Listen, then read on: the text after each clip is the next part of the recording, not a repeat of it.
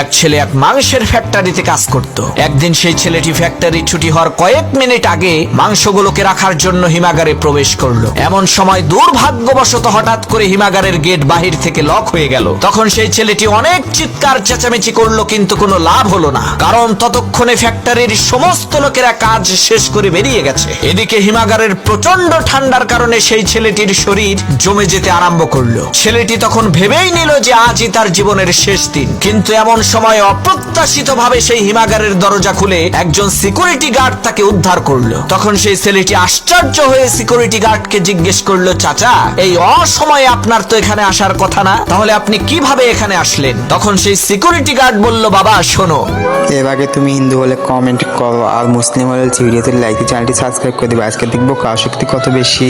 আমি এই ফ্যাক্টরিতে 20 বছর যাবত চাকরি করি, কিন্তু তোমার মতো একজন মানুষও আমি পাইনি। তুমি প্রত্যেকদিন ফ্যাক্টরিতে ঢোকার সময় আমাকে একটা সালাম দাও, আবার বের হওয়ার সময় আর একটা সালাম দিয়ে বের হও। আজ সকালবেলা ঢোকার সময় তুমি সালাম দিয়েছো, কিন্তু বের হওয়ার সময় তোমার সালামটা আমি পেলাম না। এই রকম তো কখনো হয় না। তাই আমি চিন্তা করলাম নিশ্চিত তুমি এই ফ্যাক্টরির ভেতরেই আছো। তাই আমি তোমাকে খোঁজা আরম্ভ করলাম। খুঁজতে খুঁজতে এসে দেখি তুমি এইখানে আছো।